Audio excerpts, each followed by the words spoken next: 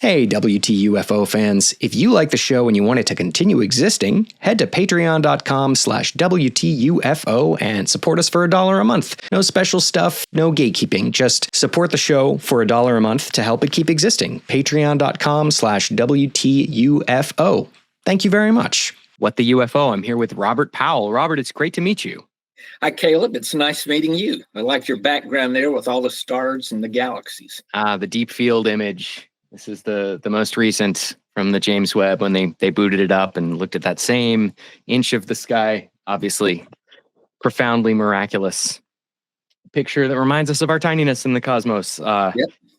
But let's brief people on your hugeness. Robert Powell is a probably 18-year maybe UFO investigator now. About 17 right? years. Okay. And you started with a BS in chemistry. And you were a collegiate debater, which is kind of fun. And I think that comes through in some of your writing about this, which we can talk about. You also have 28 years of experience in engineering management in the semiconductor industry. You helped Advanced Micro Devices develop the first flash memory technology used in today's flash cards for cameras, PCs, and other products. Your experience includes managing state-of-the-art chemistry laboratory and a research and development group that worked on nanotechnology using atomic force microscopes, near-field optical microscopy, and other techniques. And as a result of that, you are the co-holder of 4 patents relating to nanotechnology, and you live in Austin, Texas. We talked a little bit about offline about that experience managing PhDs. Maybe we can dip into that. But we should also mention for context that you took a role with MUFON as the chief investigator or the science. I'm so sorry, science. The director of research. Director of research. Okay. And that was your entry into MUFON. Right. And that was my entry into the world of UFOs. Okay. And then you sort of advanced as far as you could in that organization before you felt like it was time for a more rigorous scientific approach, and you co-founded the Scientific Coalition for UAP Studies. We've talked to Rich Hoffman and Kevin Knuth in the last 2 weeks, so we're really excited to meet you. And this is a power triptych among many other scientists, but you guys have contributed some of the most interesting research to this subject. And I want to personally say I'm a big fan of estimating the flight characteristics of anomalous aerial vehicles. I think it's a rock star science paper, and it's going to send ripples through the field for years to come. Okay, that was a little overlong. Was there anything you wanted to add to your bio or flesh out or correct? No, you covered it more than enough, I think. Okay, yeah, I think you're right. It was more than enough. But I'm reading from the About the Author page of your excellent book, UFOs, A Scientist Explains What We Know and Don't Know. Strongly recommend right off the bat that everybody go buy this for themselves or for loved ones on this New Year's season. This will be coming out at the beginning of January 2025. And this is an excellent entry to the genre. So thank you so much for writing this, Robert. Well, thanks. I'm glad it seems like you really enjoyed it. I like it when people really enjoy the book. I really did. I had a great time. I just finished it yesterday. I think it's a must read for people. I really appreciate how clearly you kept everything kind of in its lane. Sometimes the UFO topic has a way of flying off in 1,000 different directions. And then this happened, and there was plasma, and the light bent. And Robert does a great job of just organizing this so you can walk through it. It's nifty. It's only 200 pages, but it's a great historical review. And then sort of phenomenon by phenomenon, you go through cases rather than just hitting us with a spray gun of a million cases. You use them to demonstrate specific aspects of the phenomenon. And then you talk about where we should go next. And you conclude with a really great spin on the extraterrestrial hypothesis before you do that. So I'd love to get into those things. And maybe just for fun, let's start at the end. What do you think about that? Like, should we just start with what's next? Because, sometimes people stop listening within 10 minutes. So let's give them the juice. Yeah. Does that sound good? Would you like to? That sounds good, Caleb. I'm sorry, I'm doing so much talking. It's because I'm very excited about this. But maybe you would like to start by outlining what you see as some of the next steps for ufology and the scientific research of UAP. Yeah. So I've been studying this for 17 years, and that book kind of encompasses my entire view of the subject, from whether or not the phenomenon exists and the most likely explanations for the phenomenon, and how the world of science needs to approach this. So what I think has to happen is science must get more involved. The military has been involved in this subject for 80 years, and we know little more today than we knew 80 years ago. And I think let's just stand back for a moment and just think, let's just make an assumption that we're dealing with an advanced intelligence, right? What would you expect? Who would you expect to best be able to handle that? I don't think it's the military, unless we want to go to war with them, right? So I think that the most likely is that we would want our best scientists in the world to begin to examine the subject and to take those very first steps. And to do that, you've got to have money, right? And that's how academia operates, right? They get grants to write their papers, grants to do the experiments. And so Congress, in my view, needs to appropriate large sums of money to academia and the scientific community to study UAP, because you need the type of equipment that the military has. You need state-of-the-art equipment in order to really understand what's going on. And we've never done that. This is a fantastic set of points, and I'm going to walk us deeper into the thicket here because I think your What's Next section is the best, most detailed proposal for what should happen next that I've seen anywhere. So thank you so much for that. I strongly agree that we need to move this into the scientific community. And I think you're right that the military has been researching it, and your point about us not knowing more could pair with a situation where they do know more, where the military has learned some amount, but they're just not sharing it. But it could also be the case that they haven't learned very much. And in either case, we don't know. No, that's a good point, Caleb. And so to clarify that a little bit, because it can be that, because when I'm looking at, do we know more? I'm talking about humanity's civilization. What do we know? Right? It's possible the military knows, and I'm sure they know some things that we don't know, right? But military organizations are linked to national security. And so by definition, that is a closed system that doesn't allow information to flow.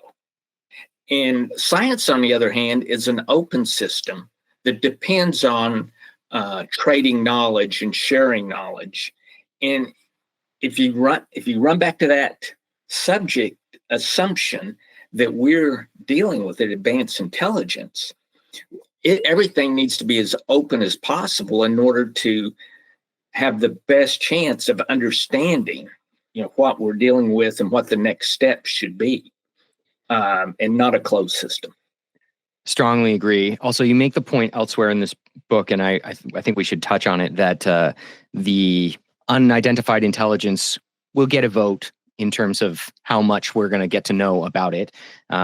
So if we leave it up to just them, we could wait forever. But if we leave it up to them and the military, we will also be waiting forever. What I'm driving at here is that the military's incentives to share this information are not likely to change. Like, even if they continue to learn more, they're not going to reach a point where they say, well, we should probably share some of this now. That's just like not how it will work structurally. So I think you're right on to focus on the funding for the scientific apparatus. And this is actually the first place that I've heard somebody call for congressional action with regard to that funding. I think a lot of people have called for congressional action with regard to disclosure and transparency. And I noticed you cited, or you shout out declassifyuap.org, and we would recommend that everybody go there if they haven't already and send a letter to their representatives. But you make this really good point that Congress needs to allocate this funding to the National Science Foundation. And specifically, you say they should set a mandatory minimum funding of UAP projects, because otherwise, even the National Science Foundation will tend to avoid the subject or to minimize it because partially of the taboo and the lack of data so far, Right. the lack of kind of proof that this is an interesting area will tend to minimize the funding. So you point out that the NSF budget is around $11 billion. For 2024, it was 11.3. So it's only going to take around 1 to 2% of that budget to get a really good study of UAP going. And you put a number on it and say you think this is going to need to be several $100 million per year. And you go on to say we should maybe have a full-time investigative body within NASA. That would be a good place for this. You also recommend connecting the FAA to NASA. I wonder, do you also envision a world where there are myriad scientific organizations blossoming around this topic, and Galileo is working in concert with UAPX and IFEX in Europe, and it's like a sort of a network of different scientists approaching this from different... Yeah, I think that's the direction it needs to go. It needs to be a worldwide challenge, not one of a particular nation state, because that's part of the problem that we have in the world today is all of our different nation states. So, for example, the military of one country doesn't want any information to get out that they've learned because they don't want another nation state to use that information against them, right? In terms of maybe they think of a way to develop a better military weapon or something. Mm-hmm. And I think the world has gotten to the point where it's in bad shape in terms of the threat of basically annihilation of our civilization by us, not by anybody else, just by us doing it. And one way to try to avoid that is to look at let's be united in an approach to when the day comes that we have communication with an extraterrestrial civilization. Yeah, I think that happens to be really important at this moment in human history anyway, because of the rapid advance of technologies like AI and genetic engineering, where, as you mentioned elsewhere, and I'd love to talk about your benevolent life hypothesis, it does seem like there's been a gradual improvement throughout not just the human history, but the evolution of life on Earth toward greater empathy. But we're not done yet. And we haven't gotten to a place where we live in peace and harmony. And it would be nice if that were right around the corner. But we kind of need to move up the timeline, because we're getting to a point where small numbers of people can do really serious damage with engineered bioweapons or releasing AI. So it's more urgent than ever that we figure out how to upgrade our benevolence technology. Yeah, I agree completely. And the theory behind that I talk about in the book on the benevolent technology is that as any civilization develops, you develop the ability to destroy yourself before you develop the ability to have interstellar travel. Interstellar travel is extremely difficult, and we're just now looking at types of ways to do it. But if you look at our ability to destroy ourselves, well, we've had that for almost 60 years. So the theory is any civilization that's out there will hit this same crossroad. So your aggressive, non-benign civilizations will destroy themselves before they ever reach to the stars, is the basic theory. And so that the vast majority of any civilizations that develop interstellar travel, that means they existed long enough that they did not destroy themselves before they went into space, which means they were a benign species. They weren't a species that was aggressive, right? And we change over time, right? We're much better than we were, but we're still not where we need to be. This is a bit of a sidetrack, but I would like to press you on it. And since we're here, I think this will be the easiest time to do it. I wonder if you've considered some alternate explanations for civilization passing that great theory, great filter.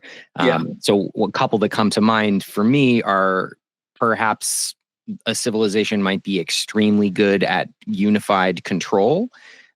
Say like maybe they evolved on a planet with one big continent instead of a few. And so they've got like a world government and they've got everything clamped down. So maybe it's less the case that they're like inherently benevolent and more the case that they've achieved a top-down unified control of their people.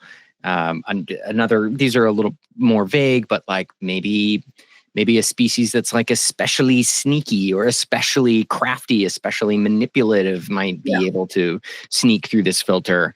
Doesn't necessarily imply good-hearted, angelic behavior to pass through that needle hole. And I wonder what you think about that. That's a good point, right? There are other ways a civilization that we could theorize might get through this, what we call the great filter, right? What filters them from going into interstellar travel. Mm-hmm. Another possibility, right, is like where we're at, you develop an AI takes over, and it's a non-aggressive, right? Doesn't mean it's, benign, Mm-hmm. but it it might not be malevolent. I never can say it word malevolent. It could be like super efficient, for example, and just like highly utilitarian. But my view, and this is my personal view, is that as a society advances, its morals increase. It becomes more moralistic, and that's my view of how we've developed over the last several thousand years. And I have a tendency to not see us as unique. Mm-hmm. So normally the way I view the universe is that what happened here is likely to be the same that happens elsewhere. And I could be totally wrong, and I realize that, but that is, until proven otherwise, I use the data we have, which is only one, which is us. Right. It's kind of like the principle of mediocrity, I guess, where if you look around and see X situation, then it's reasonable to expect that you're roughly in the middle of X situation. I think like astronomers use something like this, right? Where we imagine that maybe the universe continues to look the way our visible universe looks from other viewpoints, for example. Is that the principle of mediocrity? Does that sound right to you? Yeah, I don't recall the name on it, Caleb. Okay. It's the principle of mediocrity or what the principle is. But yeah, that's the basic idea.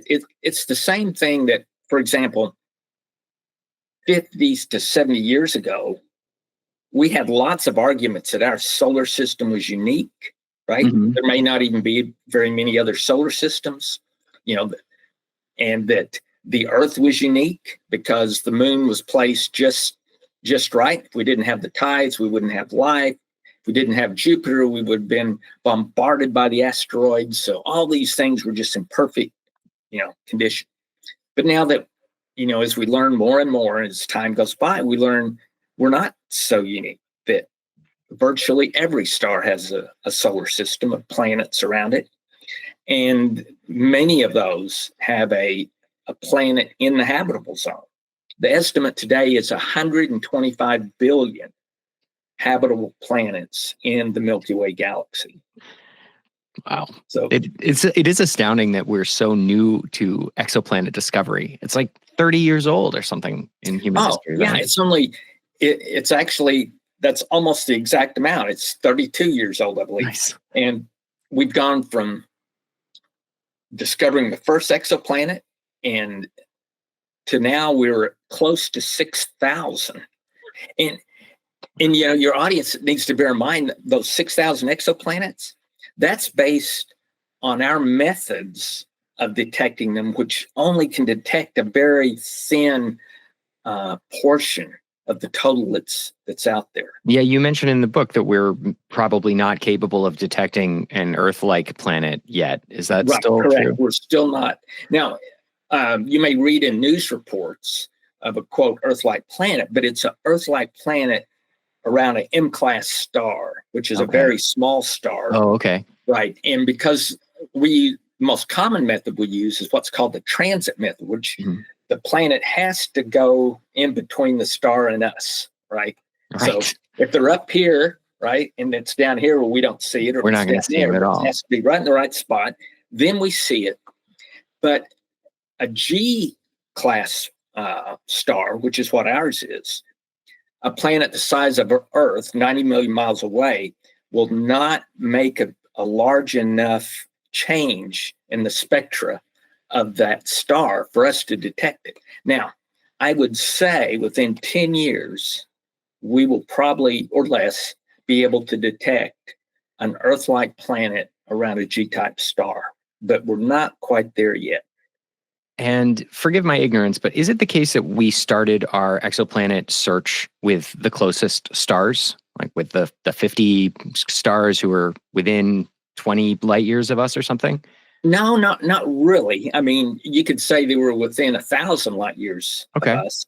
But basically, when we first detected, we used a different method, which looked for gravitational changes in the star based on the planet causing that. This was like the wobble method? Is that So of course, the very first planet you discover is like a giant Jupiter that's next to a very small star.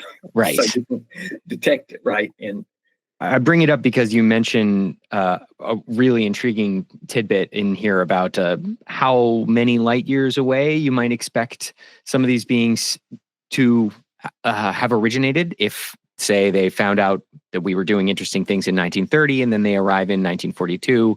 That implies maybe if they're not going faster than light, that maybe they only have a range of like 6 light years. And then if they can go faster than light, maybe you bump it up to 12 light years or something.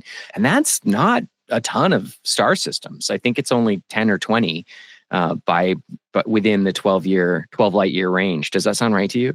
That sounds about right. Within 12 light years, it's probably 10 or so star systems within that short distance. But as you go a little farther out, right, the number of planets and stars starts to mushroom as you go, farther and farther out. I also wanted to note this section made me think that it would be interesting to look into the historic data and see if any of these shapes are showing up later. Like, do we get triangles from jump in the 40s, or do the triangles lag and show up in the 50s and 60s? I think there are triangles as far back as the 40s, but there absolutely were. Yeah. Okay. It's just that the triangles really took off in the 70s, reports of triangles. But triangles have been reported going back into the 1940s, as you said. So I can tell you have a pretty good understanding of the history of the I have been digging in. Yeah, there's a big black triangle in that Nuremberg event, the celestial event in Nuremberg in like the 1560s or something. So that's a good point. I'm also curious about the plasma. Maybe we can revisit the Foo Fighters when we get to the section about light. Some really cool research about light and how it behaves around UAP here. But just because we started there, I'd love to do a few more notes about what you think we need to do, because it's not just money. You propose a couple other like really specific, important ideas. And one of them is that we need a team of people, probably within NASA, to pose the question, what characteristics would you need to measure to establish that a UAP was extraterrestrial? You point out this is not a trivial question.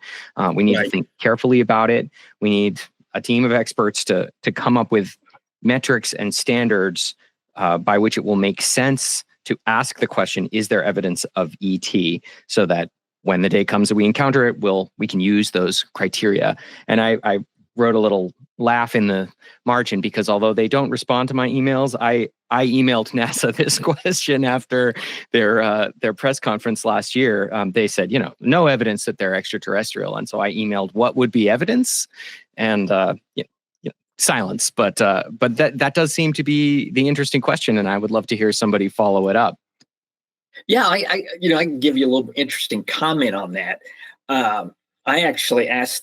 I brought that question up to someone in a government body, Nice. Right? And I won't say whether it's NASA or Aero or the Defense Department or whom, but I brought up that exact question. As I said, what exactly is your definition? You can't, in the world of science, before you can measure something, you have to decide what is it that you're going to go measure. So if we're talking about, do we have the evidence of ET, right? What do we define as that evidence? I mean, is it, flying saucer landing on the White House lawn? Is that what it takes? Well, if that's your definition, then say that up front. And so you can say, so far we've seen no flying saucers on the White House lawn. They don't exist, right? So, and this individual, who is a scientist in this organization, agreed. And he said, yeah, you're probably right. We should have that definition, but we made our statement more for the public, and the public doesn't care as much. And that was the actual reply that I received.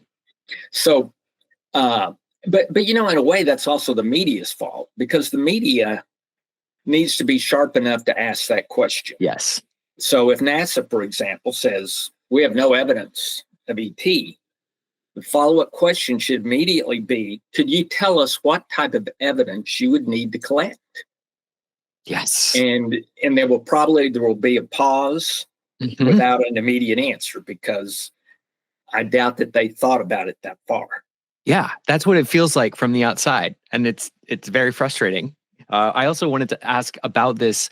I feel like sometimes when people do this, frankly, dodge, I think they're implying that evidence is the same thing as proof.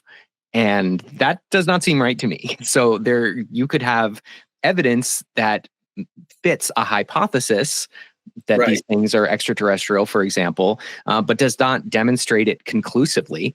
And I guess that leads us to your wonderful paper, Estimating the Flight Characteristics of Anomalous Vehicles, in which you say in the abstract, these accelerations are compatible with interstellar travel. So it seems to me like that should qualify as evidence. Like, it's not proof, but isn't it evidence of a kind? So exactly. So to me, if, for example, if we are wanting to determine if something is an advanced intelligence that we did not create, right? Because as far as we know, we're the only advanced intelligence on this planet. So anything that goes flying through our atmosphere needs to meet the criteria of our capabilities. If not, then we have some evidence that there's someone else that produced that. Either that or we misunderstood the data that we took. But to me, extreme acceleration is something you have to be capable of in order to travel between the stars. And that's a capability that today we don't have. We cannot generate, extreme acceleration levels on any of our spacecraft. And it's something that's like a quantum leap in our technology capability. This is not something that a black project is going to be able to do, or something we can do in 10 or 20 years. Yeah, we're talking about 100 times more acceleration than would rip our most advanced planes apart. Oh, yeah. Yeah. I mean, you can accelerate like an artillery shell to 50 to 100 G-forces. Okay. But you can't accelerate a plane linearly. I think that the highest linear acceleration we have on a plane was probably the SR-71, which I think could get up to 2.2 G-forces. Oh my God. Wow. And most of the time you hear people talking about, the F-18, he underwent 8 Gs. Well, he did, but that is due to tangential. So when you're banking, you experience 8 Gs. Right. Yeah. He can't, that F-18, if he goes off on a straight line, if he could pull 1.5 Gs, he would be lucky. That's incredible, because at the higher end of some of the tic-tac analysis, we're talking about like 10 or 12 or more thousand Gs, right? They were like nonsensical, the G forces. Yeah. So, and and anytime you move at that speed through an atmosphere, you should be a ball of fire. I mean, the friction and everything else and just the impact on the atmosphere itself. I mean, there should be a huge shock wave as any large object that traveled like that. This is the other extremely weird thing that they do. But just to close that thought, on the very lowest end, if you assume like unreasonable amounts of error on these radar operators, you're talking at least like tens of Gs, right? Like at least 40 Gs or something in the Nimitz encounter. Does that sound right to you? Yeah, I mean a range between like easily dozens of Gs and like 10, 12,000 plus. Yeah, because depending on, the error bars and how you wanted to calculate it, I mean, some of those incidents you could calculate into the hundreds of G-forces. I mean, when you have an object that's 30 to 40 feet in size, and it's, say, a quarter mile to half a mile in front of you, for it to disappear completely from your view in 1 to 2 seconds requires a sudden speed increase that's going to be over 100 G-forces to do that. And, of course, we're assuming now that it didn't go behind a cloud or all the pilots didn't suddenly lose their eyesight or, something like that. If what they say is correct, then that's what had to have happened. As you point out in the book, sudden acceleration is one of the more robustly observed phenomena associated with the phenomenon. Dozens, if not hundreds or even thousands of cases of people having this exact experience where they're seeing something 1 second and then somewhere between 2 and 5 seconds later, it is gone. Or as fast as thought, as one person said. And I love the section where you talk about the specifics of vision and distance and how to get a good estimate of how many seconds that is. And even within these wide windows, you're looking at unreasonable G. Exactly. We make the assumption, what if it really wasn't 1 second? What if it's 2 seconds? What if it's 3 or 4 seconds? What do the numbers tell you? And it's still extreme G-forces. And Caleb, if it was like 1 or 2 cases, I would just write it off, say, well, I'm not sure what happened, but c'est la vie. But when like you said, when you've got hundreds of cases where someone reports that, and of those hundreds of cases, you've got, say, 20, I think that I list in the book, or a dozen or so, that are very well documented, where you have multiple witnesses, right? Where you have radar data that supports what the witness stated. Then it becomes a point of, well, I can't just keep ignoring these extreme accelerations. Yeah, let's go to that. Why have we kept ignoring it? Because it seems like we have plenty of evidence to get this across a line that we haven't even met for some ideas that have gotten plenty of funding, like superstring research, or we've proven gravitational waves or the Higgs boson, but we spent billions of dollars doing that research. Why? What is the holdup looking at all this data over 80 years? Right. Maybe it's not a very interesting question, but what do you think accounts for our broad disinterest? I think a couple of things account for. Okay, one is, and I'm talking mostly about people with scientific backgrounds, probably the biggest barrier is that very few of those individuals have actually studied the subject in depth, right? They've looked at a few newspaper articles, or they skimmed through a book or what have you, but they've not really gone in and studied and spent, hundreds of hours studying the subject. So that's probably the biggest barrier. And then the second barrier is more, I call it psychological. It's like, once you hit the point where it's right in front of your face that, okay, we're dealing with something that's far more advanced than us. I think there's this tendency in most humans to just kind of block it out. Yeah. And go, I can't be. Let's go to the next subject. I don't need to think about this anymore because it just can't be. So therefore, it's not. I called this the octopus on the windshield effect for myself when I went through the first few days of realizing this was real. It felt like a squishy thing that was sliding off of my consciousness, and I kept trying to bat it away. Yeah, yeah. I guess I'll return to button the next steps segment with what I often do at the end, but I think this is a really great idea that we might try to communicate. That specifically NASA, we've been doing SETI for years. Some of these things appear to be here. There's reason to believe that they may communicate with us through several different kinds of channels. And you mentioned multiple EM frequencies like radio, microwave, and optical. And so you propose linguistic experts and astrobiologists developing diverse communication signals that could potentially get a response. And then you propose some kind of research into using these frequencies to send out some messages and see what we get back. And you also note somewhat cheekily that we could try this near nuclear installations because they seem to like hanging out there. Yeah. There are a couple other hotspots too. So would you like to speak about the communication project at all? Sure, sure. I mean, the thought that comes to anyone, right, is that, okay, so if these really are extraterrestrial, why haven't they bothered to communicate with us? Why haven't they, sat down on the White House lawn? Mm-hmm. And of course, when we think of that, we're putting the whole thing in the human mind, right? This is what we would do. This is how we would react, right? So why aren't they reacting like we would react, right? Mm-hmm.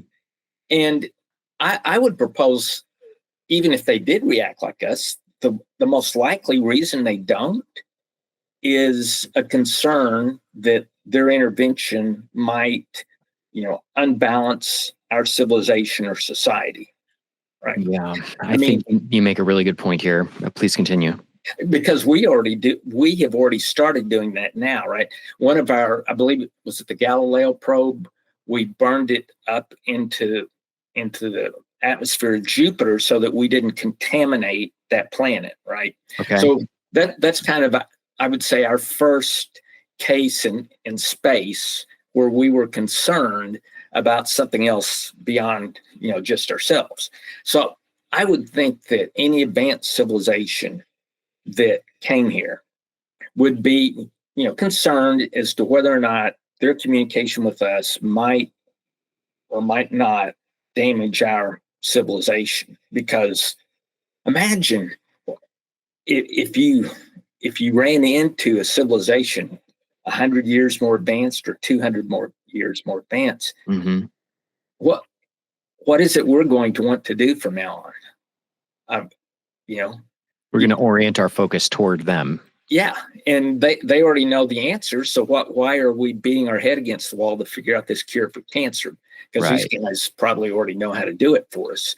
Or why do we need to figure out how to initiate interstellar travel? Because these guys already know how to do it. I mean, it would be I don't know the right word for it, but kind of a negative feeling to realize that all your scientific dreams and hopes have already been done, and you're just kind of wasting your time. Yeah, and we might develop a little bit of resentment maybe toward beings that are not sharing their technology more freely.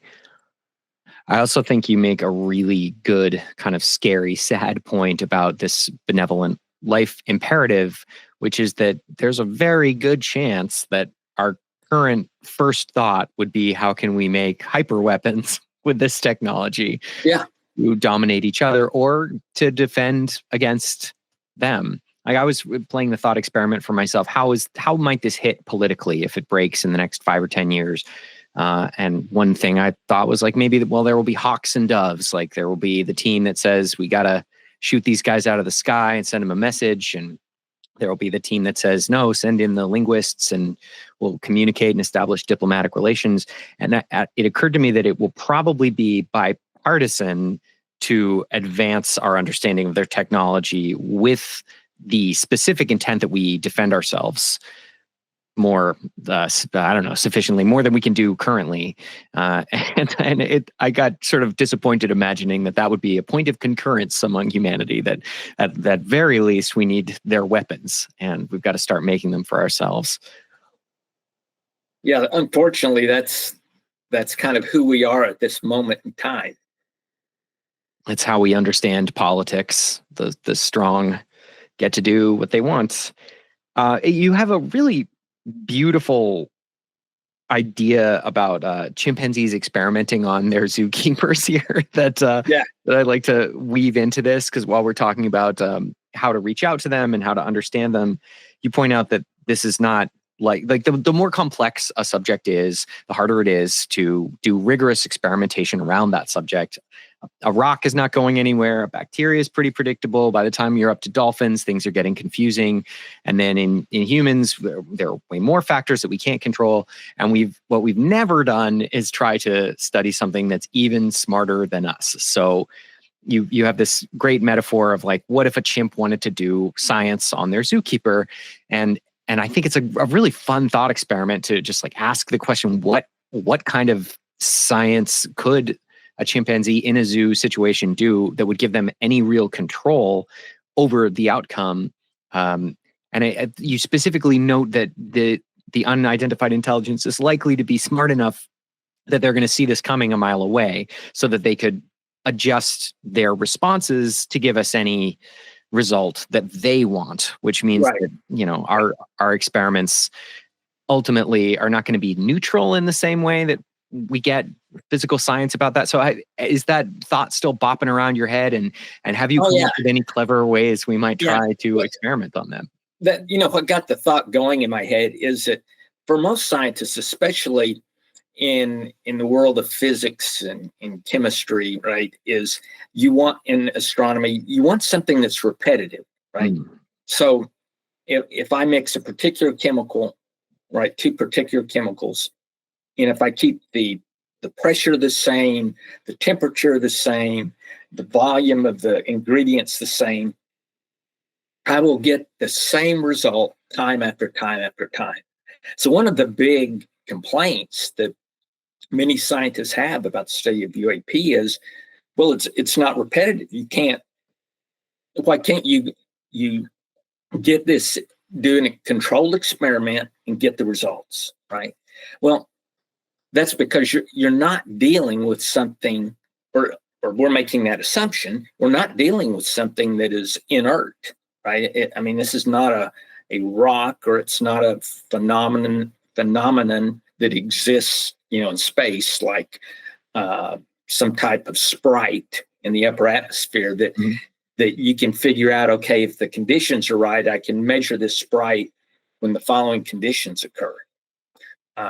Because when you're dealing with an intelligence, right, and I go through the examples of the different sciences, right? Because when you're dealing with sociology and psychology, you're dealing with intelligence, our intelligence, us, and trying to decide what's going to happen with a given set of parameters. Well, it's never the same, because we have this free will and choice as to what we're going to do.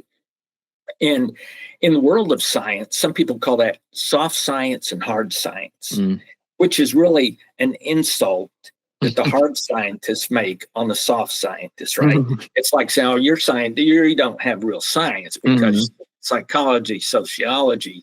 But the reality is, it is a real science. It's just that what you're studying has control over a certain amount of control over your experiment.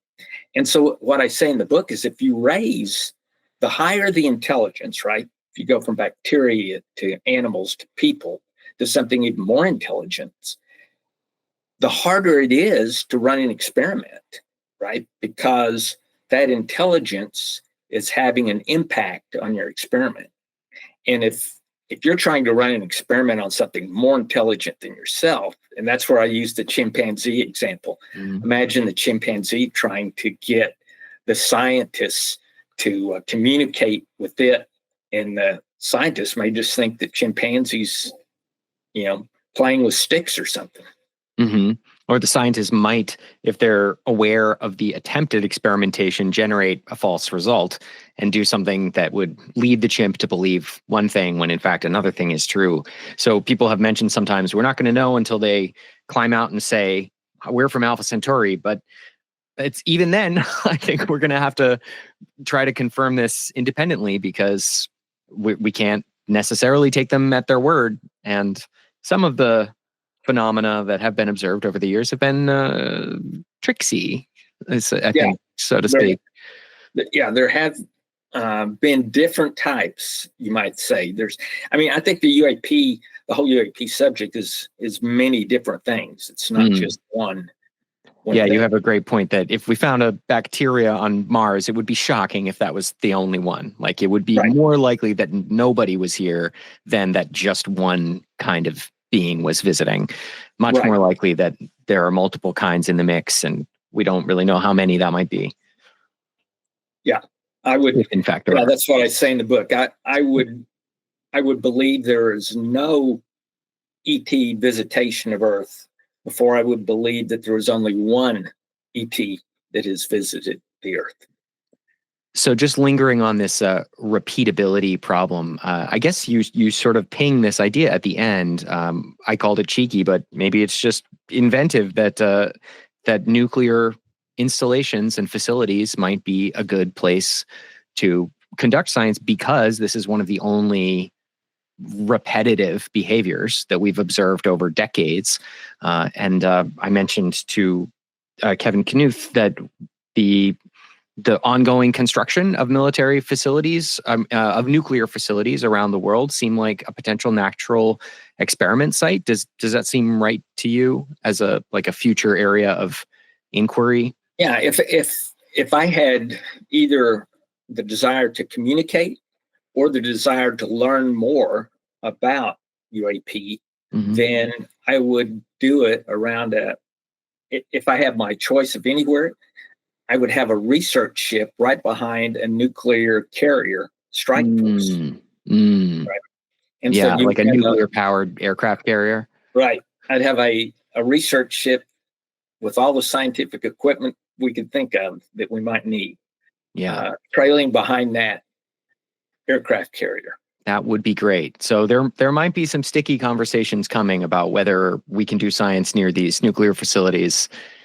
We might have to have a public talk about that with some branches of the military. Let's double click into the communication area a bit, because one of the more fascinating things that has come to light for me from reading your work with SCU and from reading this book is that we have had some moments where we picked up radio signals. And some of the more fascinating ones are these identify friend or foe coded signals that we've sent out. And in a few cases, UAP have returned these IFF signals to us, and they have answered the code correctly.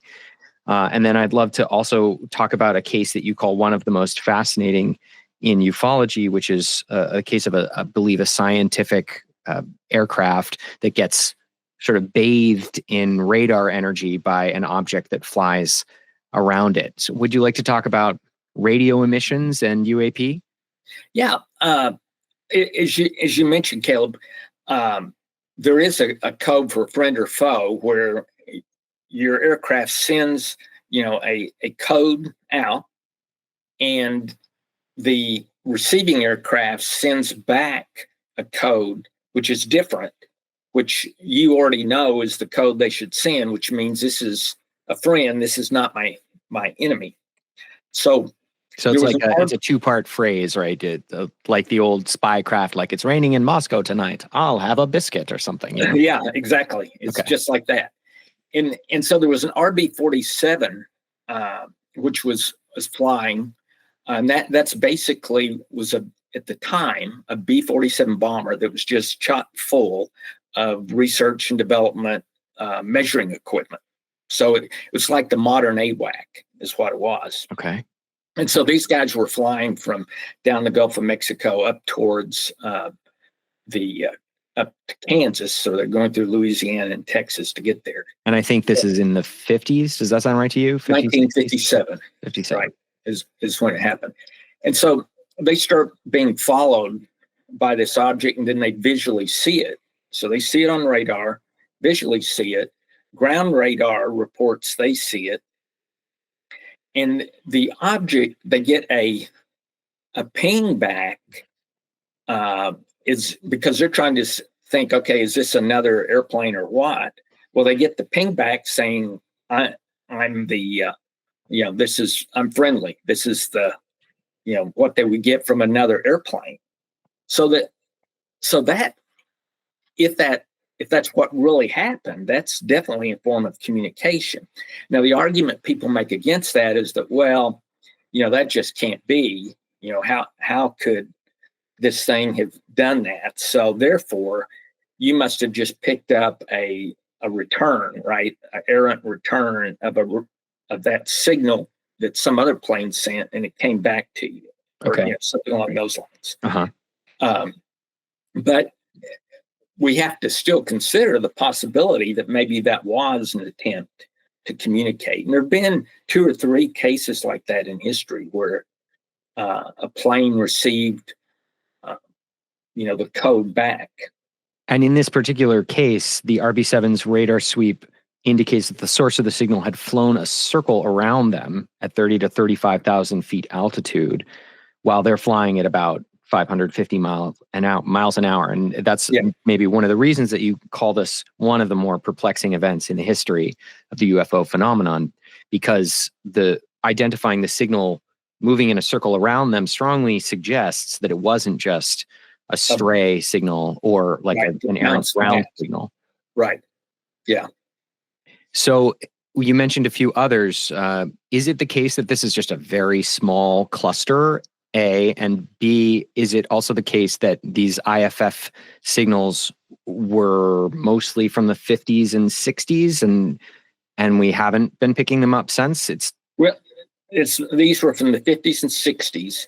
Whether or not we picked them up since, I say is unknown, because the military now, it's actually harder to get information from the military than it was in the 50s and 60s. Yeah. So some of our military craft received a friend or foe signal back from a UAP. I don't think we have any way of knowing that right now. That's a good point. And this is a really striking feature of ufology for people who are just getting into it. You find there's kind of like a black hole roughly after the Condon report, which slams down the portcullis on the invading interested scientific hordes. But before that, there's a ton of really interesting data. So like the NICAP report, the UFO evidence features a few dozen reports from the Air Force, for example, and they're listed out by pilot type and craft type, and that is not the kind of information that you could get from the 70s or 80s, but it was available at the time while we were still, which is sort of, I don't want to linger too much on the emotion, but it is a little frustrating that for those few first decades, it almost seemed like we were going to do this together. Like, the military was going to share information and we were going to process it scientifically. And do you think we had an opportunity to go down that road where we figured this out 60 years ago? We might have had the opportunity. I think what happened to the military in 1970 is the year the Condon Committee said, which the Condon Committee was something the Air Force picked because they wanted to get out of the business of studying UFOs. Mm-hmm. And the reason they wanted to get out of the business was they could never answer questions about it, right? They didn't know exactly what it was, where it came from. So they were tired of saying, 20% unexplained. Yeah. They were tired of saying that. They were tired of the media hounding them. They were tired of Congress threatening to investigate them. And that's what really made it all happen, was the famous swamp gas incident, which involved Gerald Ford when he was, a congressman in Michigan, and that's where the swamp gas came, was from Michigan. So, being a good politician, he said, "You guys can't say that about my, citizens. We're going to investigate you." And the Air Force had to pull out all the stops to keep that from happening.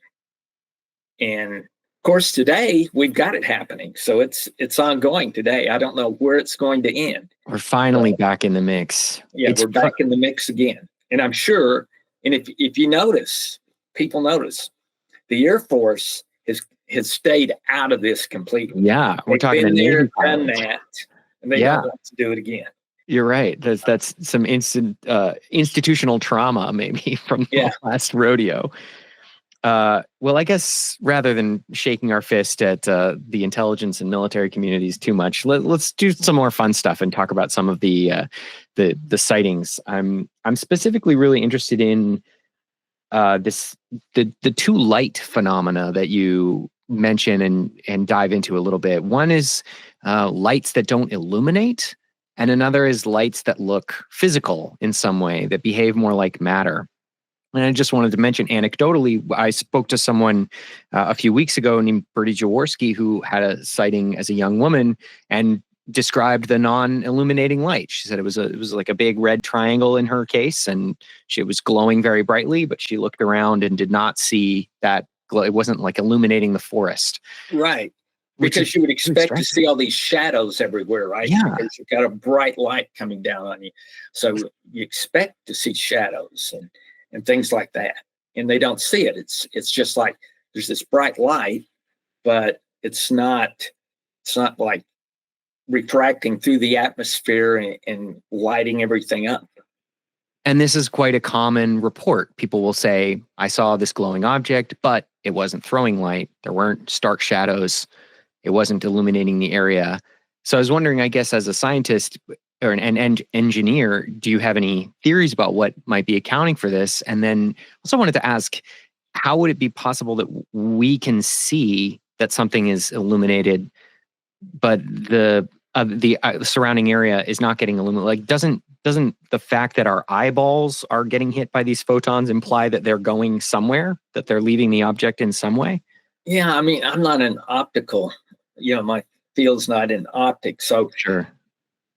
I don't know the answer to that exactly, Caleb. I mean, definitely there's photons hitting our eyeballs as we're looking at it. The question is, are those photons, refracting and bouncing off other air molecules so that as that light diffuses out, it lights everything up? For example, I could take a laser, right? And I could point the laser at you and it won't light anything else up.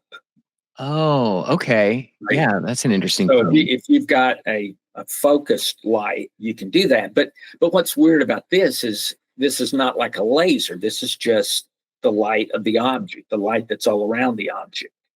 So how that happens, I don't know. Yeah, we don't need to get into the woo too deeply, but that made me think a little bit about some of the consciousness elements of this phenomenon, and it sort of seemed a little bit like an idea that the object is shining like at you specifically or to you, like the shine is between the concept entity. You could make and let me just tell your audience, not every UFO case is like this. Sure. This is just a percentage of them, but you could make the argument maybe that object's not even there.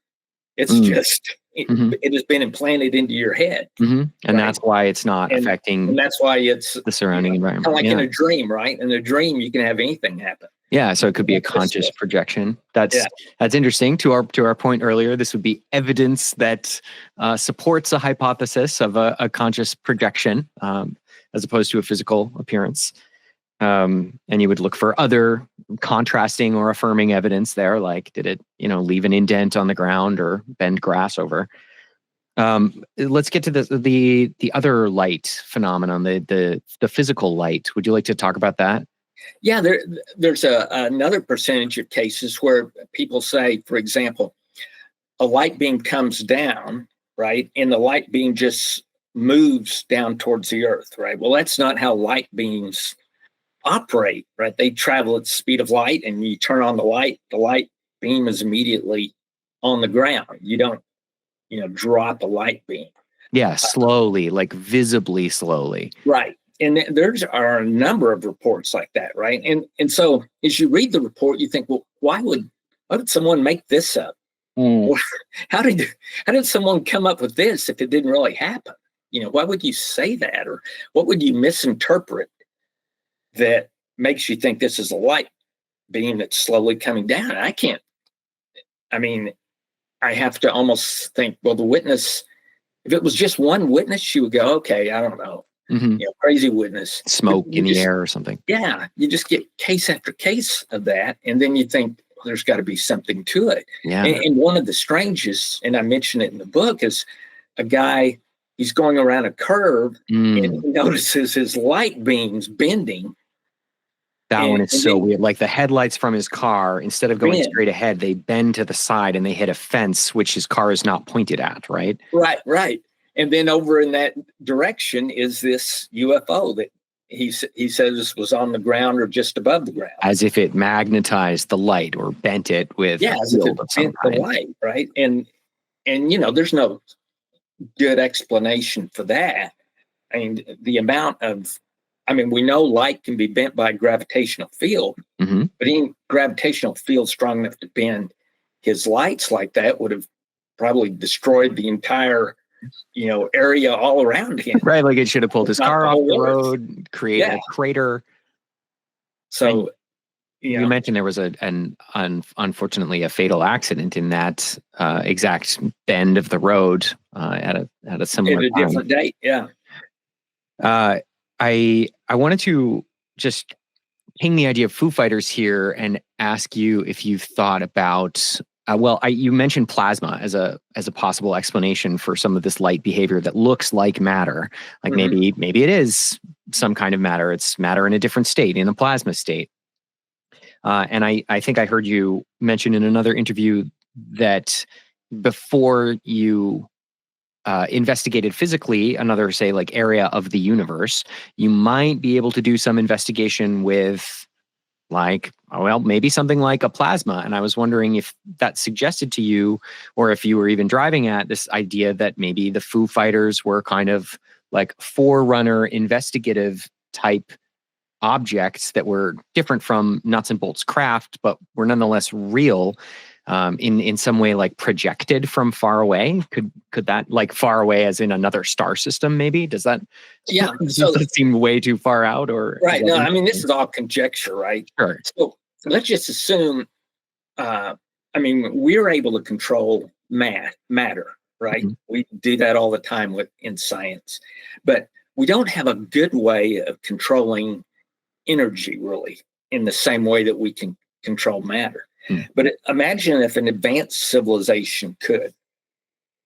So imagine if you could take like a ball of energy, like a plasma, and utilize it just as we utilize mass, right? Because think about it, if I've got this controlled ball of energy and photons hit that energy, they impact that energy, right? Just like they impact mass. And so in your camera, when those photons hit your camera lens, right, they go down to the CCD, and then there's the matter picks it up, and then that's how we get the digital imagery in our camera. But imagine if instead you're able to detect with your plasma ball the same thing, and able to convert that into an image that you send at the speed of light to wherever your home world is. Or even better, right? Like with quantum entanglement. Imagine if you could, with quantum entanglement, you could have your whole ball of energy and it just sits inside your container on your home world. Meanwhile, you send the entangled photons to another planet. To be a sensor array, basically, that picks up information. Exactly. And everything it sees, you instantaneously see on your, and this is all wild, right? That's fun. This is well beyond our engineering capabilities, but true. But it is theoretically. Go ahead. I think theoretically you could make an argument that it could be possible. That it might be possible. Interesting. And most of the Foo Fighters, please correct me if I'm wrong, are glowing objects. Is that right? You're correct. Most of them are. There were some Foo Fighter reports of disc-shaped objects and spheres, but most of them were glowing plasmas. Now, whether or not that was truly a plasma, or whether that was just the bright lights around an object, there's no way to know for sure. Just out of curiosity, have you read or seen any of the three body problem novel series or a television series? No, I don't think I have. I think you might really enjoy it as a sci-fi. As a science guy, I think and somebody who's interested in extraterrestrials. I won't spoil anything because it kind of moves at a very slow pace to start, and then it ramps up. But they play with this idea of sending a very light object very far away to do some work. And they also play with the idea of extraterrestrial meddling in human progress, kind of like tapping the brakes for us is the idea to prevent us from making discoveries that would make us a threat. Right. Okay, so we've talked a little bit about the extraterrestrial hypothesis and the reasons to believe that the evidence we're seeing could fit with that model. I'm curious about whether the evidence that you have absorbed and the phenomena that you've kind of cataloged have given you any ideas and theories about what technologically might be going on. So specifically, when you've looked at some of these acceleration effects and the inertial dampening and the maybe potential gravitational fields, like just as somebody who's really interested in the way the world works on a physical level, have you had some ideas that that you entertain just sort of casually as like what must be going on to account for like a sudden acceleration or a sudden stop that doesn't produce a sonic boom or a tidal wave, or that could account for some of these light phenomena? Just do you have any armchair ideas about the physics or questions about what it might be? Yeah, there's only three I've come up with. And I'll start with the easiest first. One is it's something that we have no idea, right? So that's a possibility. It doesn't matter, the next two items I discuss, it's not them. It's just something totally unknown to us in our understanding of physics. Another possibility is around the concept of being able to warp a field and jump into another part of the universe rapidly, so that you're actually just suddenly accelerating away, but you're not really accelerating. You're just you're like, if you're in a gravitational field and you're falling in it, there's no acceleration on you, but to the outside world, they can see that you're moving at a high rate of speed, right? So that's one possibility. But the problem with that is, at least to me, is my understanding is that always involves a large, amount of mass in order to change a gravitational field. So I don't know how you do that in an atmosphere without creating huge disruption, like little singularities. Yeah, the environment around you. The other possibility is more of my favorite of it, and that is that, and let me back up just for a second. Great. Gravity, right? People think, okay, anti-gravity, that's what it is. No, you could take the Earth away, right? There's no gravity. You're just in space, just like we put satellites or other things into space. You cannot suddenly accelerate just because you took gravity away. So anti-gravity doesn't explain extreme acceleration. Okay. Now, that concept that I just mentioned of creating like a little wormhole that's an extreme gravitational field that sucks you into it, right?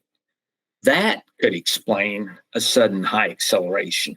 But just the ability to eliminate gravity does not allow you to suddenly accelerate. I see. So you could generate the float, but that doesn't necessarily give you the go. Yeah. Would it be? Go ahead. If we could do that, we could do that today, right? Because we can put satellites outside, or a spaceship outside of Earth's gravitational field, and you could hit your chemical rockets.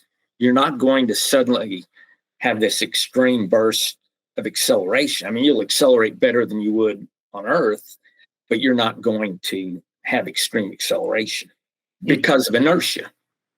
You have to overcome the mass of your rocket. So, and that brings me to my favorite of the three, which is Great. the question of an inertia. As far as we know, there's no way to lower our inertial mass, right? So your inertial mass is why you weigh 1 g on the Earth, or why you would weigh 8/10 of a g on Venus, or a quarter gravity on Mars. It's inherent to your It's physical inherent structure. to your physical structure, right? But there has been discussions about, can you change your inertial mass, right? And so let's make the assumption you can. And today we don't know how to do that, right? I think there's a patent someone filed, right? That Oh yeah, people talk you about, mentioned that. right? To Right. lower inertial mass. Yeah. To date, as far as we know, no one's ever been able to do that. But let's just assume you can. That will fit the facts, because if I can reduce, let's just take a F-18 jet, for example. If I could reduce its inertial mass to approach zero, right? Mm-hmm. Okay, now, if I want to accelerate it, imagine if I just shine a light, an intense light on it. Those photons, because his mass is now at zero, that body will suddenly accelerate to the speed of light, because the photons will just carry it right along, right? There's no inertia to overcome. And not only will you carry it right along, but there shouldn't be any interaction with the atmosphere, because you don't have any inertial mass to interact with the atoms in the atmosphere. So you just move right through the atmosphere, right? So it explains the lack of movement in the atmosphere, right? Or any heating. There's not going to be any heating, and you can have extreme acceleration, right? So that fits the facts. Now the question is, though, how do you do that? Yeah.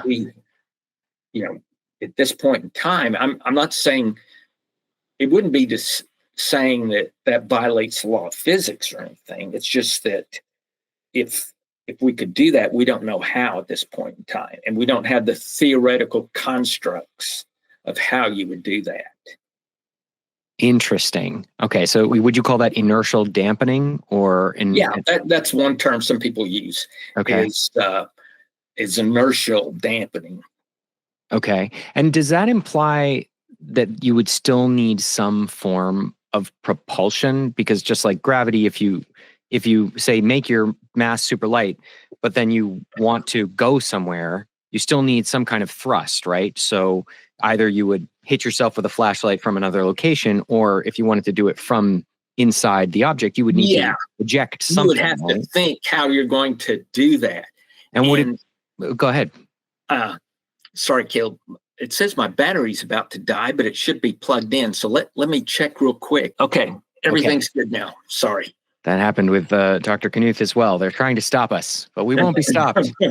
Just kidding. All right. So would it be possible that if you got your inertial mass dampened enough that you could maybe propel yourself just by ejecting something as light? Or is that physically a non-starter? Like if you projected photons out the back, could that give you a thrust in a situation where you were extremely light, or some other kind of wave ejection? Because we're not noticing propulsion, right? That's like one of the 5 observables. They're moving really fast, but we don't see anything coming out. So if something is coming out, then it's got to be sort of invisible to at least the apparatus we've used so far to try to detect it. Right. And what you have to do, and of course, what has to happen is there needs to be some amount of mass and energy to whatever you want, if you're going to expel something out. And photons are at least theoretically massless. Is that right? Well, I mean, yes, but a photon, like if I shine a photon on this cup, right, it gets absorbed and the cup doesn't move at all. But if there was no mass, then it would begin to accelerate rapidly. And there, for example, I don't know if you've heard of the Breakthrough Project. Yes, the Starshot Initiative. Yeah, right. So, it uses that same concept. This would be solar sails and like nano satellites that we're Right. beaming via laser. We're pushing with lasers toward Alpha Centauri. So you're using a computer chip. So you're doing the same thing, except to do it, we had to shrink it, right? And there's very little mass there. And so the solar sail, the way this would work is they would hit it with very powerful lasers on the solar sail. And so as those photons impact the solar sail, it will push that sail. And the calculation actually is it will push it to 20% of the speed of light in about 11 minutes, which is a very extreme acceleration. Yeah. Now, and that's all on the drawing board. And NASA has even signed up for trying to help to make that happen by the year 2069, right? Of course, this is only a little computer chip, but still, it's the same concept, right? So if I can take my whole craft and reduce the inertial mass to like the mass of that computer chip, well, now I could shine those laser lights on my craft and accelerate it, to 20% of the speed of light. What about the other direction? Like if you, in an inertially dampened craft, if you point a flashlight out the window, will that generate thrust for you? Yeah, I don't know. I'm not sure on that, right? Interesting. That would be a very good question for a physicist. Yeah, when you talk to Dr. Knuth next time, that would be a good question for him. If your mass has been driven towards zero and you shine a flashlight out the back end, what happens? Would you get some thrust? It would be interesting if one of the reasons we're not seeing the propulsion is that we just don't know what we're looking at. Like if they're giving off some, I don't know, like generic wave that looks like cosmic background radiation or something to us, or light, but is in fact, or maybe they're just like trace radio waves or something that are generating this thrust if they are inertially dampened to near zero. Yeah. Oh, really fun, fascinating idea. All right. Well, so that leads me into what are you most curious about in the phenomenon area now? Like what questions would you love to answer that you think about and hope to see some new data on? Oh, okay. I thought you maybe, let's see. Well, you take it in whatever direction appeals to you. Okay. So the direction I took that when you first asked me was if I was able to communicate with an ET, right? I think the discussion I would want to have that would be the most interesting to me would be what's their view of the creator, of God. And I would be curious as to their take on that. Does sound like a pretty good question. Yeah, that would be an interesting question. I would suspect that would be maybe the only place they have no more knowledge than we. The really big questions. Yeah. The universals. That one's outside of science and your ability to answer it. So I would assume that, they would know a little more than we know. Yeah, they might. You never know. Right, until you get to ask. Love the idea of religious concepts. Maybe they would be curious about the simulation hypothesis. Maybe they'd be interested in the origin of the universe. Maybe they have better answers about the Big Bang or dark matter and energy. Yeah, I'm sure they could solve the dark matter question for us. That seems likely. It's pretty stunning as a layperson that our estimate of how much of the universe is dark matter and energy combined is like in the 90s, like 94, 96%, something like that. And we've never seen any of it. So I have a little hard time with that theory, actually. But that's another you think that maybe suggests it might be wrong. Okay. Yeah. Understandable. I would love to ask them that too. I'm also really curious about culture. Like I would like to ask if they have a playlist on their flying saucers, and are they listening to, is there such a thing as popular music in their world or like artistic entertainment? I guess that's my liberal arts brain interest. I want to know who their movie stars are. Let's see. Okay, so physics theories. I guess I'll do one more hard question, and then we'll get toward the new world and try to envision a positive utopia for post-consensus, post-disclosure, post-discovery. On our way there, I want to ask about sort of the uncomfortable elephant in a few 100,000 people's bedrooms, the experiencer phenomenon. And I understand that the Scientific Coalition for UAP Studies has largely avoided engaging with this subject. And you say in the book, basically, I'm not a psychologist. This is not my area. And I understand that. And I think it's a responsible intellectual approach. But I wonder if you have some instincts or feelings around our responsibility as communicators to kind of hold space for people's experiences, which might be quite uncomfortable for all of us to process. I guess I'll stop there and see if you have any thoughts you'd like to share. Yeah, I think that's a really good question, Caleb. The whole question around abduction and communication with another species. So it's a very complicated question. And it's complicated because, again, we're dealing with intelligences, right? Our own, for starters, right?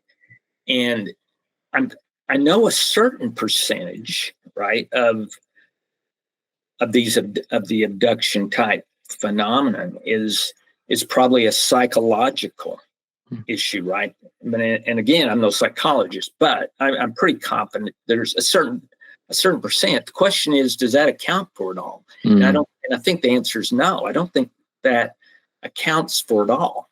Although no one has done, that I've seen, a really good scientific study of a large group of people, right, that have claimed that they've been abducted, had a good control group, and looked at all the human factors and tried to say, okay, compared to the control group, a certain percentage of these, for example, seemed to be unanswerable as to what's happened, right? Now, I haven't seen that done.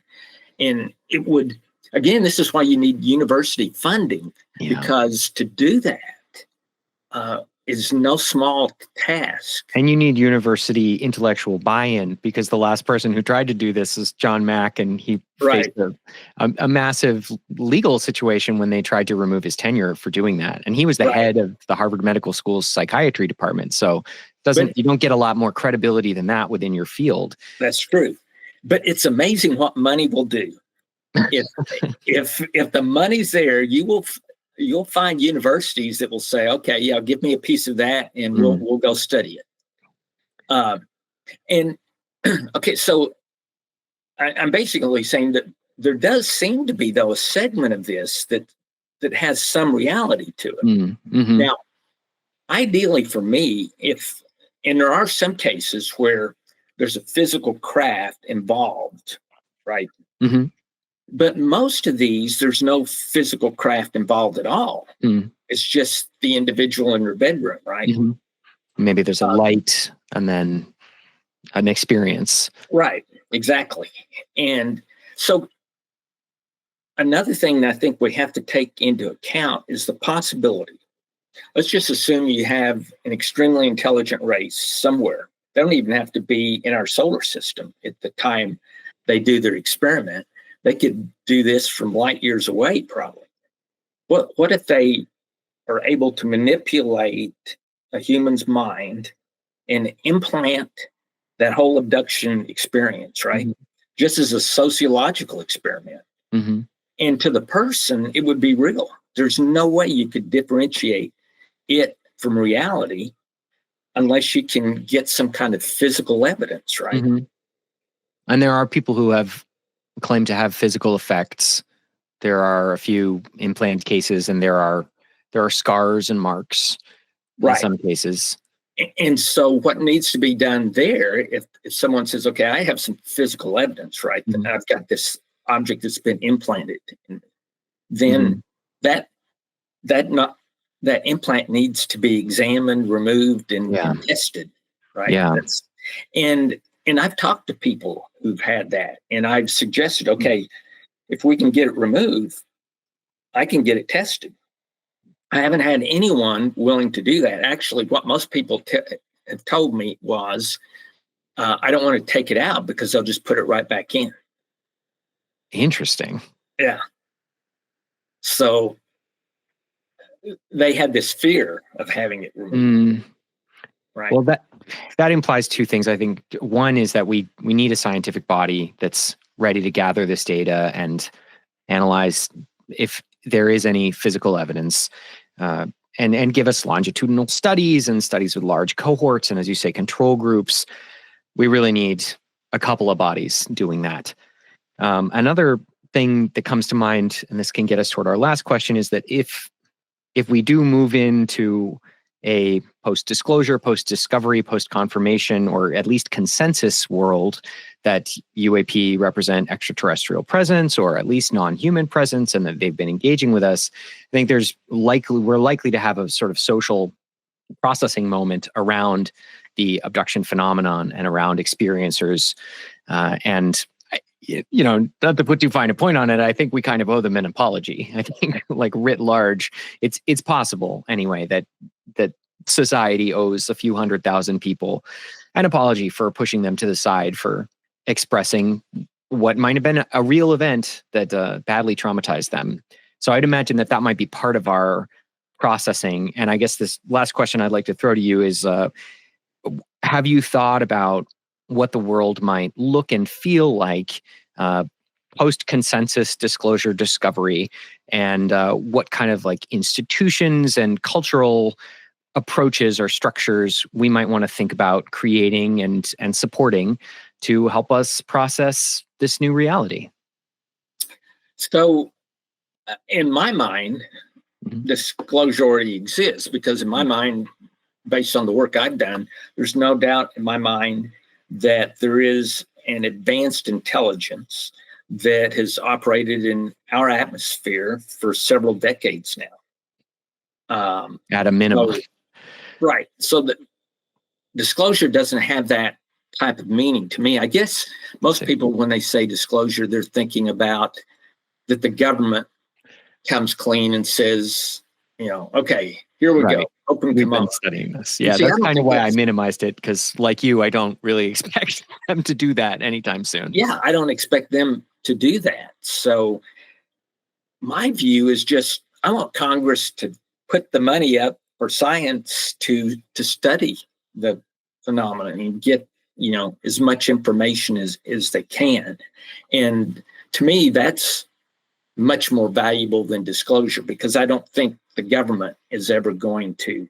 And I'm not even sure what the government has to disclose, other than, I guess they could say, right? They can say, number one, well, we know that these things are operated by some advanced intelligence, and they're in our atmosphere.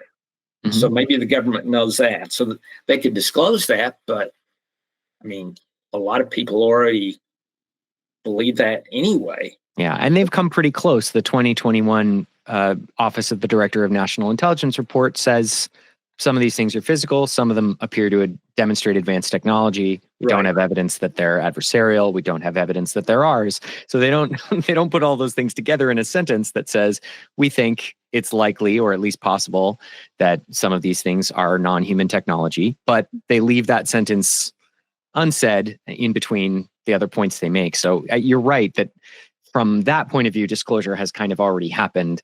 I guess I'm curious about what you think the world might feel like after, say, we reach a consensus, when we hit a tipping point in science, where like the general impression in the scientific community is that these are likely non-human technological craft, and that there are likely non-human intelligences inside them, and that's as popular a conviction as the Higgs boson or super rings or gravitational waves. So if we reach that point in science, then I think what will happen is we'll begin to want to study everything we can about how the objects move through the atmosphere.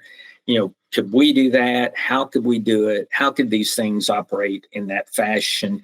Can we communicate with them? Right? What are the best ways to communicate? I think all those things will start to happen, once we reach that point. And to me, that's much more valuable than, quote, disclosure, right? Now, I'll answer one thing on disclosure also that some of your audience may think about. Well, kind of like what David Grush says, we already have the craft, right? Mm-hmm. Which let's just assume that's true, Mm-hmm. right? You know, Okay. what I'm convinced of, and Hal Puthoff is a friend of mine, so he and I Cool. talk all the time, and as well as Eric Davis, and they tell me the same thing that I would expect actually to be the case, which is that even if that is true, we've learned nothing from it, right? Mm. Because That we haven't successfully reverse engineered it. right. Or I mean, how are you going to reverse engineer something that's hundreds of years more advanced than? I mean, the most you might be able to do, right, is you might look at the outside surface and say, okay, this is made out of the following metals and alloys we detect, from spectrum. We know what the thing is made out of. But what do you do with that? I mean, it'd be like, this little calculator. Well, some civilization might figure out, yeah, there's a plastic film on the outside, but that doesn't really help them use the calculator or help them use your cell phone, right?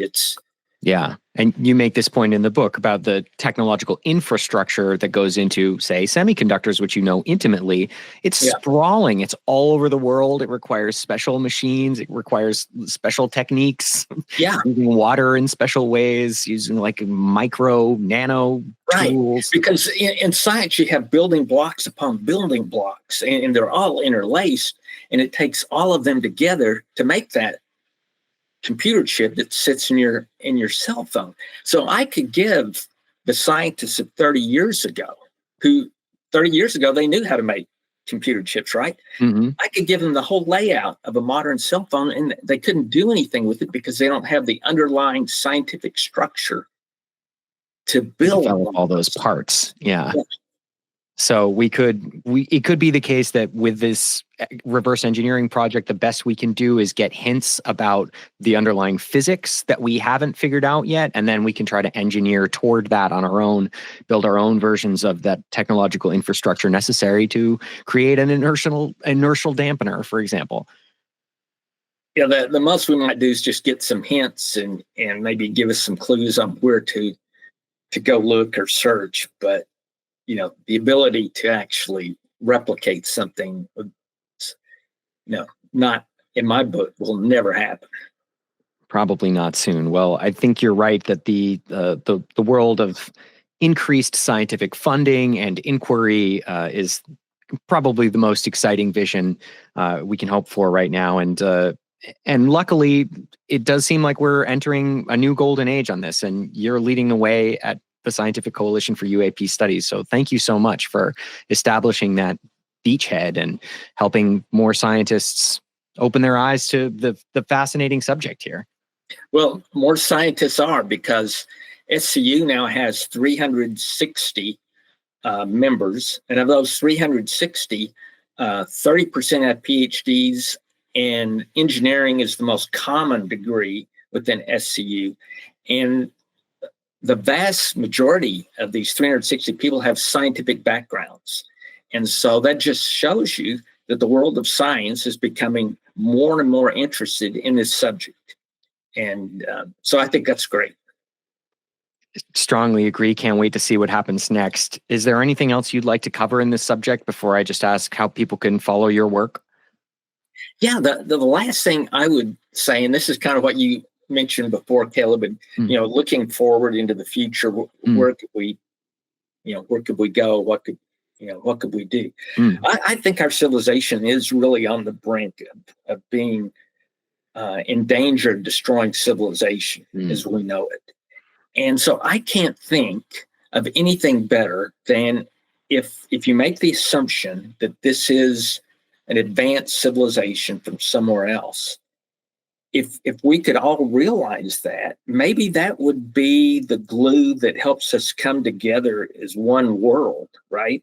And not 150 nation states that says, okay, we're this little blue dot, like Sagan said. And there are much more important things than our little fights on this planet. And an example of an intelligence from somewhere else would be a good thing to look at. And then we could come together to figure out how do we communicate, how can we learn more along those lines, rather than continuing on the path that we've been on for the last 100 years or so. That's a beautiful place to land. Let's all work to increase the benevolence of our life while we expand our scientific horizons and learn more together. And can I just ask where people should follow you online or read your work? Or Sure. If someone wants to see some of the work we've done, a good place is to go to our website, exploringscu.org. We are a 501c3 nonprofit. And so if they go to that site, exploringscu.org, I think it might be Explore SCU. Yeah. Yep. Explorescu.org. And on the website, we have papers we've written. We've got newsletters that we put out once a quarter. There's a lot of good information for anyone who'd like to just explore that site. That's great. Okay, so everybody go click over to the publications section of explorescu.org, and you can find the research papers, the newsletters, the press releases, and recommended reading from other bodies that you've compiled and store on your servers. Right. And anyone who wants to donate, please do so, because that's how we continue to operate as, a scientific body. And at some point in time, we hope that there will be the necessary funding to truly do an automated camera system throughout the country to look for UAP, because that's a very expensive operation to do that. Yeah, these sensors aren't going to build themselves. No. And speaking of money, one more plug. People should go out and buy your book, A Scientist Explains What We Know and Don't Know, UFOs. Robert Powell. I also noticed you wrote a volume that was aimed specifically at younger folks, like a 7 to 11 age range, right? Yeah. I wrote a book. It's called The Truth About UFOs. And it says A Scientific Perspective, but it's written for kids. And the reason I wrote this book, Caleb, is I had at the time he was 9 years old, my grandson came to me with this scary picture on a book of a gray alien, and I could tell he was wanting to read it because he knew I studied UFOs, right? And I said, do not read that book. Take it back to the library. I'll write you a book that's worth reading. Well, that's great. So if people are listening who have kids in the 7 to 11 range, maybe, or older. Actually, adults like this book. Someone who's never studied the subject, they told me they really enjoyed the book themselves. Cool. But it's written so that the child can sit down and ask the parent questions. I mean, it's not written like, okay, absolutely, there's UFOs or anything like that. It's written to engage a child's mind and say, okay, what are the possibilities that this person saw? Could it be this? Could it be that? And it just tries to get the critical thinking engine in a kid's head running. Oh, that's so wonderful. Engaging that curiosity, one of humankind's best features. Thank you so much for your time today, Robert. It's been an honor to meet you and to speak with you. And I'm deeply appreciative of you sharing a couple hours of your wisdom with us. Well, thanks, Caleb. I enjoyed your interview. Your interview was different than the typical interview, and I really enjoyed it. Nice. I'm so glad. Well, maybe as things continue to unfold over the next few years, we can touch base again and update our priors and see if we've learned how to inertially dampen anything.